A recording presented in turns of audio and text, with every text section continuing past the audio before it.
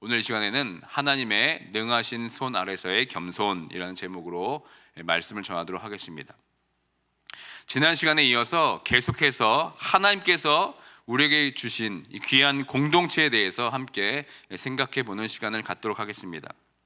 이 세상 속에서 순례하는 교회가, 이 세상 가운데 하나님을 높이는 교회가 되기 위해서는 우리 교회가 어떤 모습으로 서 있어야 되겠습니까? 먼저 이 교회 안에서의 삶이 행복하고 또 아름다워야 합니다. 즉 우리가 함께 모여서 예배하고 또 교제하며 삶을 나누는 이 공동체가 사랑과 기쁨이 가득한 곳이 되어야 합니다. 이러한 공동체가 될 때 우리는 이 세상 속에서의 순례 여정을 온전히 잘 감당할 수가 있습니다. 이렇게 행복하고 건강한 공동체를 만들기 위해서 베드로가 강조하고 있는 것이 있습니다. 그것이 무엇입니까? 바로 지도자의 역할을 말하고 있습니다. 이게 지난주에 나눈 말씀이었습니다. 지도자는 마치 양떼를 돌보는 목자와 같습니다. 참 목자이신 예수님을 온전히 따르는 지도자 아래에 있을 때 우리 모든 성도들은 안전하고 보호를 받게 됩니다. 참 목자는 양떼를 사랑하며 섬기고 그들을 올바른 길로 인도합니다. 이러한 지도자가 교회 공동체에 견고하게 서 있을 때 우리는 이 세상에서 하나님께 주신 이 사명들을 온전히 감당할 수 있게 됩니다. 그래서 지난 시간에 베드로는 장로들에게 긴 권면을 했습니다. 그리고 오늘은 누구에게 또 권면의 말씀을 하고 있습니까? 바로 젊은이들에게 권면을 하고 있습니다. 다 함께 우리 5절의 말씀을 다시 한번 읽도록 하겠습니다. 젊은 자들아, 이와 같이 장로들에게 순종하고 다 서로 겸손으로 허리를 동이라. 하나님은 교만한 자를 대적하시되 겸손한 자들에게 은혜를 주시느니라. 아멘. 여기서 젊은 자들이 누구를 말하는 겁니까? 이것에 대해 의견이 참 다양합니다. 어떤 학자들은 장로님들보다 나이가 어린 집사들과 같은 직분자를 말한다고 얘기도 하고, 또 아니면 장로들에게 순복해야 할 특정한 그룹에 대해서 해야 된다고 말하기도 합니다. 아니면 이제 예수님을 믿고 회심한 지 얼마 안 되는 이 초신자들을 말하기도 합니다. 그런데 더 넓게 우리가 해석해 본다면 이 문맥상 이 젊은 자들은 이 장로들이 교회를 다스릴 때 이 장로들에게 순복해야 하는 성도들 모두를 가리키는 것으로 보면 좋을 것 같습니다. 젊은 자들, 즉 장로의 이 다스림 안에 있는 모든 성도들에게 가장 필요한 덕목이 무엇이라고 얘기하고 있습니까? 겸손이라고 지금 베드로는 말하고 있습니다. 베드로는 이 겸손을 말하면서 잠언 3장 34절의 말씀을 인용한 것입니다. 제가 잠언 3장 34절의 말씀을 읽어드립니다. 진실로 그는 거만한 자를 비웃으시며 겸손한 자에게 은혜를 베푸시나니. 지난 시간에 베드로는 장로들에게 어떤 권면을 했습니까? 베드로는 장로들에게 더러운 이득을 취하려고 하는 유혹과 또 위에서 군림하려는 태도로 다스리는 그 유혹, 그리고 자기는 하지 않으면서 설교와 가르침으로 말만 하는 위선적인 유혹과 함정에서 빠지지 않도록 우리에게 권면했습니다. 그리고 오늘 본문인 5절을 통해서 젊은 자들에게는 장로들에게 순종하고 다 겸손으로 허리를 동이라 이렇게 말하고 있습니다. 그러니까 이를 통해 알 수 있는 것은 이 젊은이들, 즉 성도들이 자신들이 다스리는 장로들의 권위를 쉽게 무시하거나 순종하지 않는 것을 지금 베드로가 지적하고 있는 겁니다. 가만히 우리들의 삶을 들여다보면 나의 잘못을 스스로 돌아보고 반성하기보다는 늘 남들에 대해 관심이 참 많이 있습니다. 다른 사람들을 격려하고 위로하기보다는 늘 남의 잘못에 대해서 말하는 것이 우리에게는 너무나 익숙합니다. 왜 우리들이 다른 사람을 지적합니까? 그 지적하는 이유에 대해 가만히 생각해 보면 이런 겁니다. 그것은 내가 그 사람보다 조금이라도 낫다고 생각하기 때문에 우리가 지적을 하는 겁니다. 예를 들면 술이나 담배의 유혹을 받지 않고 영향을 받지 않는 사람들은 다른 사람에게 술과 담배를 하지 말라고 말하기가 참으로 쉽습니다. 그런데 만약 자신이 약속 시간에 자주 늦거나 지키지 않는 사람들은 다른 이들에게 시간을 잘 지키라고 권면하기가 쉽지가 않을 겁니다. 어쨌든 우리는 내가 잘못한 것을 다른 사람들에게 지적을 당하면 어떻습니까? 일단 기분이 좋지가 않습니다. 그리고 더 나아가서 어떤 사람들은 그것을 견디지 못해 합니다. 그러니까 장로들이 이 권위주의에 약하다면 젊은이들, 이 성도들은 다른 사람의 이 지적에 대해서 아주 못 견뎌한다는 겁니다.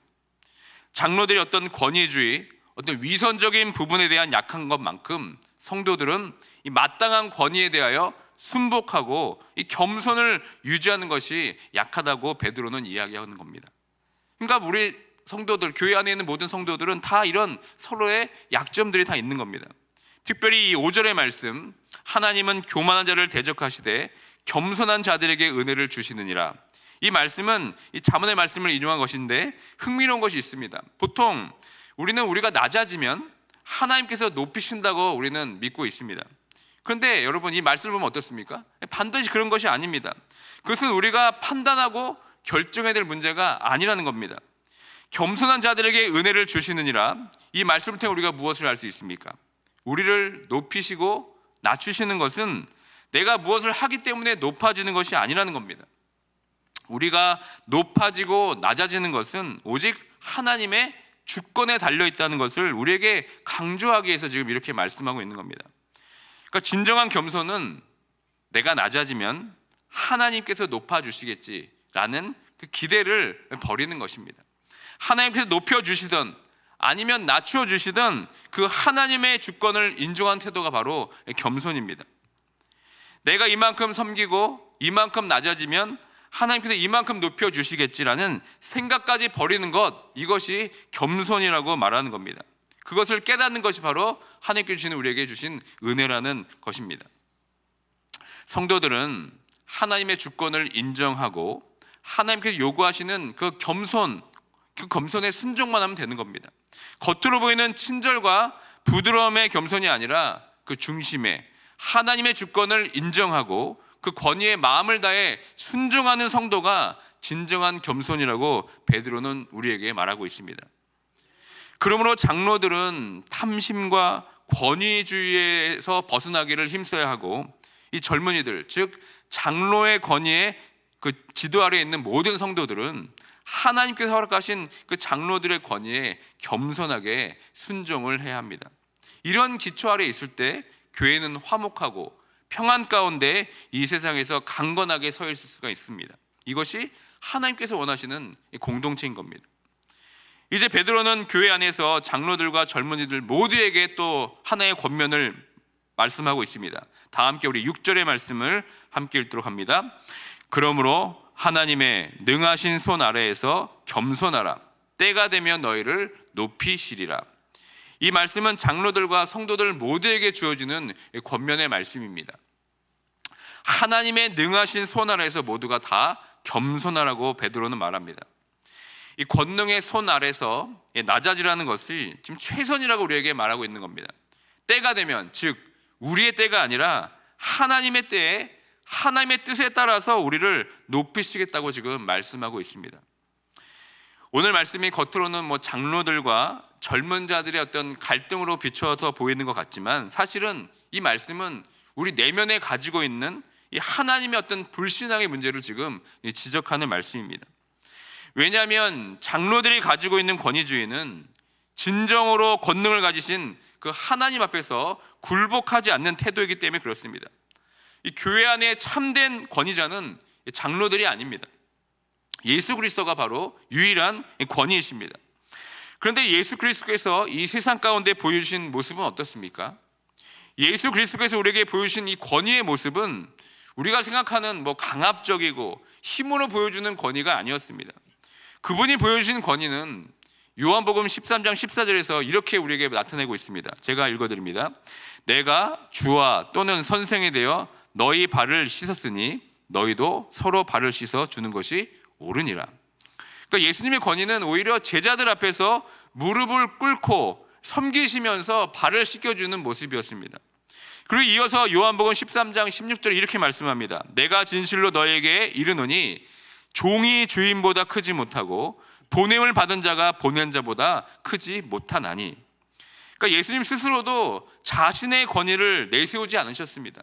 오히려 자신을 보내신 하나님이 더 크시다고 말씀하면서 교회의 주인은 하나님이면서 동시에 그리스도이라고 지금 우리에게 말씀하고 있는 겁니다.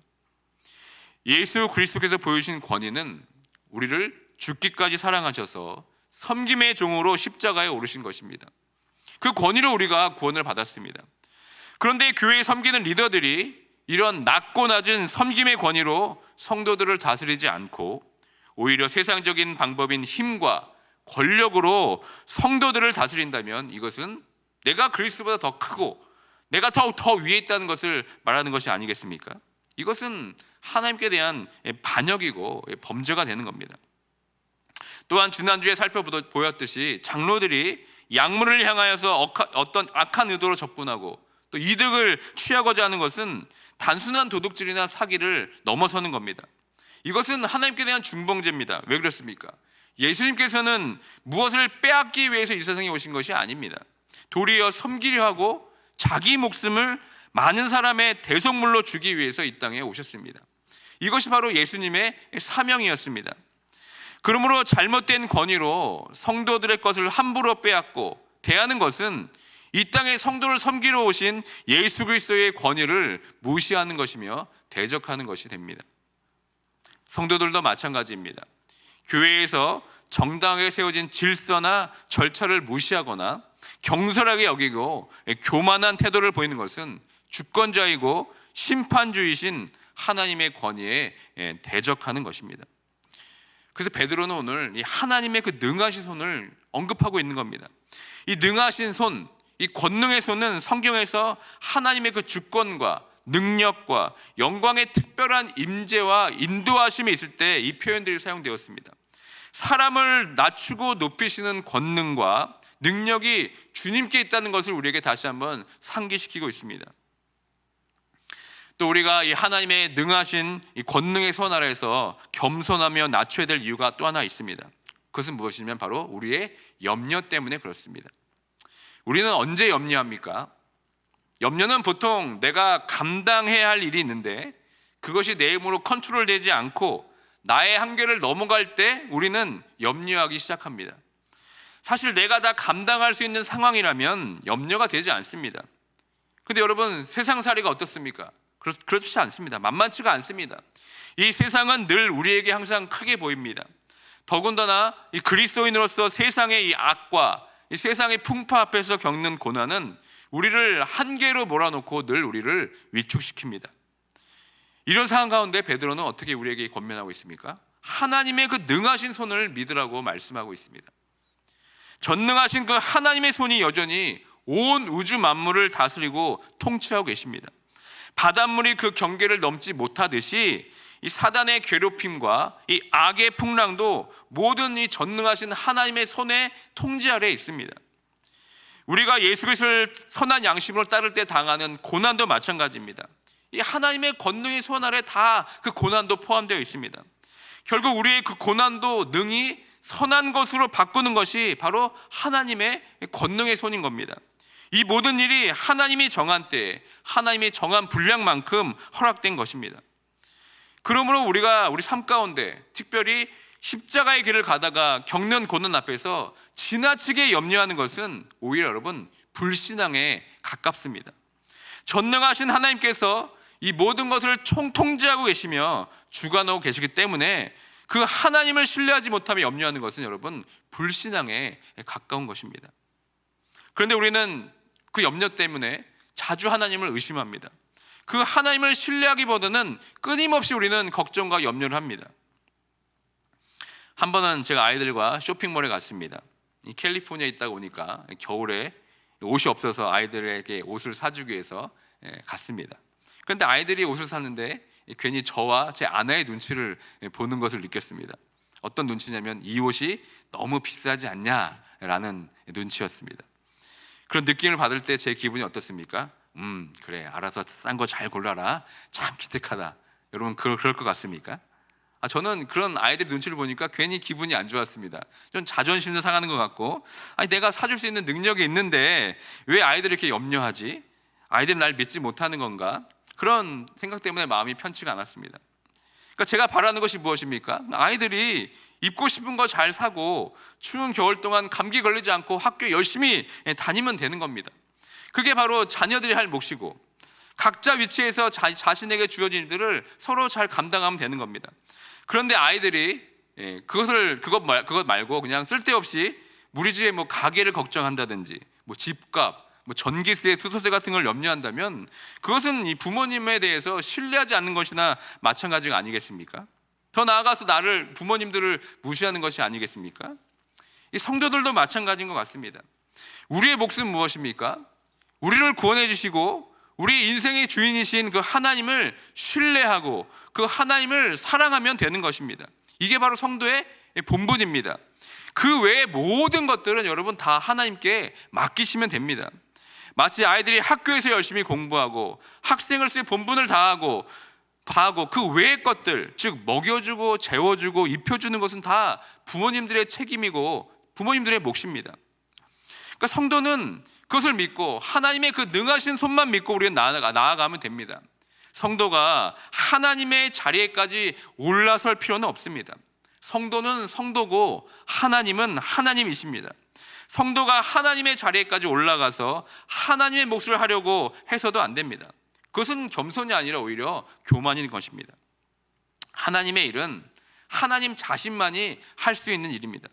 우리가 그 하나님의 일까지 걱정하고 염려하고 하나님의 자리에 올라가서 그 일을 감당해서는 안 됩니다.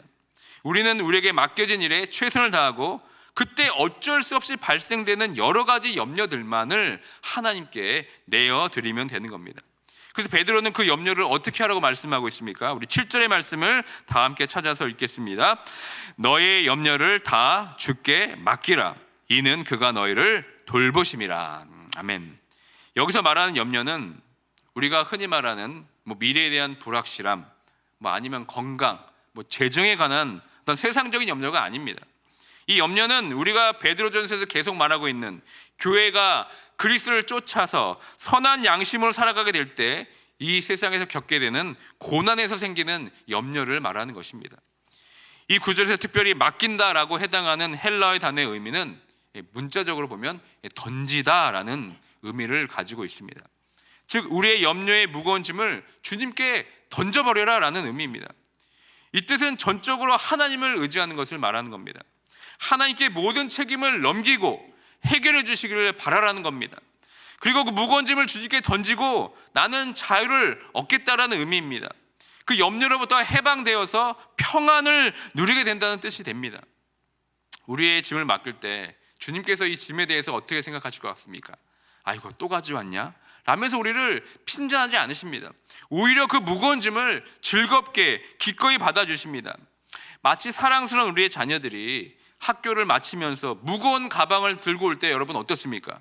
부모님들이 그 가방을 먼저 기꺼이 받아주고 대신 들어두시지 하나님께 우리가 그 짐들을 맡길 때 하나님께서는 기쁨으로 그 무거운 짐들을 다 들어주신다는 겁니다. 이 하나님에 대해 시편 기자가 이렇게 고백합니다. 시편 68편 19절의 말씀 제가 읽어드립니다. 날마다 우리 짐을 지시는 주 곧 우리의 구원이신 하나님을 찬송할지로다. 아멘. 여기서 주목할 단어가 날마다입니다. 날마다 우리의 짐을 대신 져주시는 주에 대해서 시편 기자가 고백하는 겁니다. 하나님께서는 날마다 우리의 짐을 져주시기를 원하십니다. 왜냐하면 오늘 짐을 우리가 주님께 다 드렸다고 하지만 어느새 내가 하나님께 맡겼다는 것을 우리는 망각합니다. 또 그 짐 때문에 염려하고 걱정하는 연약한 존재가 바로 우리들이라는 것을 하나님은 알고 계십니다. 그렇기 때문에 우리는 우리의 모든 염려와 걱정을 날마다 수시로 주님께 맡겨야 합니다. 우리의 염려와 걱정을 수시로 주님께 던져야 합니다. 이것이 바로 무엇입니까? 겸손이라는 겁니다. 내가 할 수 있는 것은 내가 잘 감당하고 내가 감당할 수 없는 무거운 짐을 주님께 모두 맡기시는 것이 바로 하나님의 능하신 손 아래서의 겸손인 것입니다. 오늘 말씀을 여러분 다시 한번 마음속에 잘 기억하고 새기시면서 우리 모두가 하나님의 그 능하신 손 아래서 하나님을 신뢰하면서 십자가에 걸으며 모든 염려를 주님께 다 던지면서 승리하는 모두가 되길 주님의 이름으로 축원드립니다. 아멘. 이 시간 말씀을 기억하며 다 함께 기도하기 원합니다. 이 교회의 장로들, 리더들은 하나님의 권위를 뛰어넘어서는 안 됩니다. 예수 그리스도께 보여주신 그 십자가의 섬김의 권위 앞에 우리가 복종해야 합니다. 그리고 성도들은 주께서 허락하신 이 교회의 리더들의 권위에 순종하며 나아가야 합니다. 이 모든 것이 다 하나님의 능하신 손 아래에서의 겸손할 때 가능한 겁니다. 하나님 앞에서 그리고 사람들 앞에서 서로 겸손으로 허리를 동여야 합니다. 또한 우리가 하나님의 능하신 손 아래에서 겸손한다면 우리의 모든 짐을 주님께 던져야만 합니다. 이때 우리는 그 염려에서 해방되고, 그래서 우리가 이 시간 날마다 우리의 짐을 대신 져주시는 그 주님께 기도로 나아가기 원합니다. 나의 삶 가운데 십자가의 길을 가면서 겪는 고난과 염려를 능하신 주님께 맡기면서 겸손함으로 승리하는 내 자신과 우리 교회가 될 수 있도록 다 함께 기도하며 나아가도록 하겠습니다.